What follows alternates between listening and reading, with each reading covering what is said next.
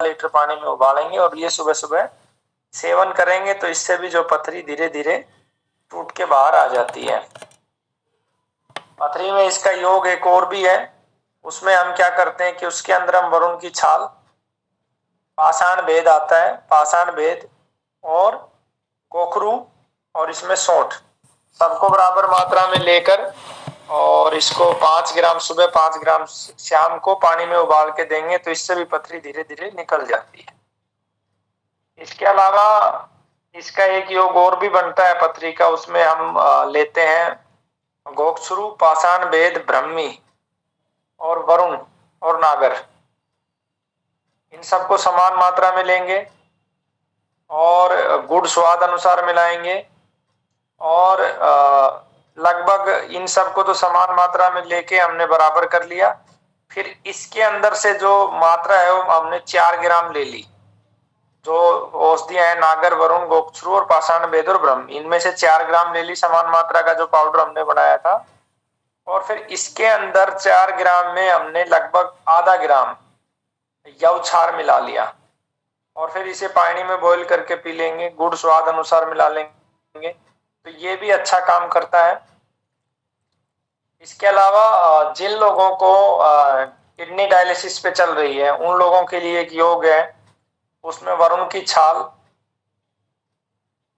छोटा गोखरू, पलाश के फूल, मक्का के बाल, पुनर्नवा, इन सबको समान मात्रा में लेकर और 5-5 ग्राम की मात्रा सुबह शाम बॉईल करके हम देंगे तो इससे जिन लोगों की किडनी डायलिसिस पे चल रही है, जिनका क्रेटिनाइन बढ़ रहा है, वो धीरे धीरे उनका क्रेटिनाइन कम हो जाएगा।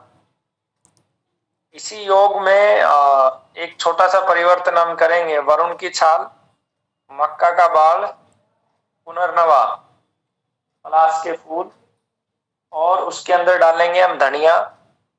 और फिर हम ये जिन लोगों को किडनी में कैंसर है उन लोगों को इस योग को हम दे सकते हैं तो उनके लिए ये लाभकारी होता है। फिर अगर किसी को प्रोस्टेट में कैंसर है तो हम वरुण की छाल, उसके अंदर हम लेंगे पत्थर चटा, उसके अंदर हम लेंगे छोटा गोखरू और धनिया, इन सबको बॉईल करके 5-5 ग्राम सुबह शाम देंगे तो जो प्रोस्टेट कैंसर है उनमें लाभ मिलेगा। और इसी योग को जिन लोगों का पेशाब रुक रहा है, बहुत धीमे धीमे से पेशाब आता है, उन लोगों को देंगे तो उसमें भी ये लाभकारी है। गुरुजी नमस्कार।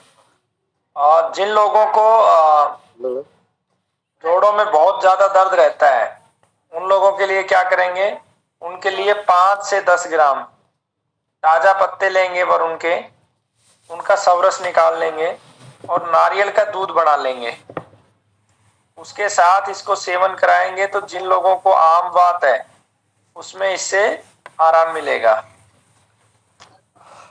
जोड़ों में जहां जहां पर दर्द है वहां पर हम जोड़ों में जो है पत्तों का लेप करके उसमें सरसों का तेल लाके गरम करके उस पर बांधेंगे तो जोड़ों के दर्द में भी इसमें आराम मिलता है। इसके अलावा इसके पत्तों का लेप त्वचा रोगों से पुराना दाद है उसमें भी आराम देगा ये, तो उसका पत्तों का जो है पेस्ट बना के हम लगा सकते हैं उसको और प्रभावी बनाने के लिए। उसमें नीम के पत्ते मिला सकते हैं हम, उसके अंदर हम हल्दी मिला सकते हैं, ठीक है। तो ये आपको प्रयोग करना है। इसके अलावा प्रसव के बाद जो महिलाओं को बहुत पीड़ा होती है उसके लिए भी इसको उपयोग कर सकते हैं। इसका जो सवरस है वो प्रसव के पश्चात हम सेवन कराएंगे तो जो प्रसव के बाद की जो पीड़ा है वो भी इससे धीरे धीरे समाप्त हो जाएगी।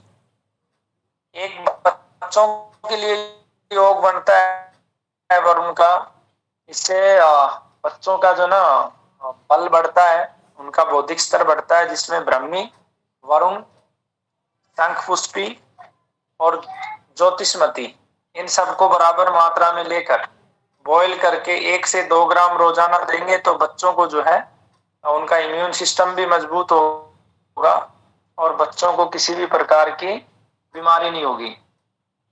एक बड़ी कॉमन समस्या है, चेहरे पे जो झाइयाँ हो जाती हैं, महिलाओं को बहुत होती है ये समस्या। उनके लिए क्या कर सकते हैं, वरुण की छाल को बकरी के जो दूध है उसके अंदर घिसेंगे हम और फिर उसका लेप करेंगे चेहरे के ऊपर, तो उससे जो है धीरे धीरे चेहरे की जो झाइयाँ हैं वो समाप्त हो जाती हैं। इसके अलावा बवासीर के रोगियों को क्या करना है, हमें त्रिफला लेना है, वरुण लेना है और सहजन लेना है। इन सबको समान मात्रा में लेकर बवासीर के रोगी को सेवन कराएंगे। 2 से 3 ग्राम की मात्रा से प्रारंभ करेंगे, बढ़ा के अधिकतम 5 ग्राम कर सकते हैं, तो उससे आराम मिलेगा। इस योग को हम मूली के रस के साथ भी देंगे तो और भी जो है ये उपयोगी होगा। तो इस प्रकार से इन सब चीजों में हम इनका सेवन कर सकते हैं जिससे रोगियों को लाभ मिलता है। तो आप इस वरुण से संबंधित प्रश्न कर सकते हैं। सतीश जी, आप रिकॉर्डिंग बंद कर देना। कोई बात नहीं, आप जितना हो गया इतना ठीक है। इंट्रोडक्शन में जो इसका दिया था, है ना जी। तो कफवात शामक है ये, और भी काम करते हैं, इसके फूल भी काम करता है, इसकी छाल भी काम करती है, इसमें जो रस है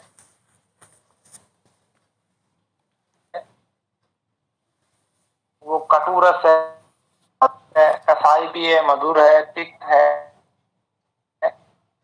और ये दीपन का कार्य करती है, सिनिक है ये, है ना। और ये मुख्य रूप से ऑर्गन के रूप में अगर देखें हम तो हमारे प्रोस्टेट ग्लैंड पे काम करती है, किडनी के ऊपर काम करती है, हमारे गले पे काम करती है, प्रजनन अंगों पे काम करती है, और गुद्दा पे काम करती है, उदर पे काम करती है, बोन पे काम करती है। ठीक है, काफी है मेरे हिसाब से ये, फिर दोबारा देखेंगे, है ना।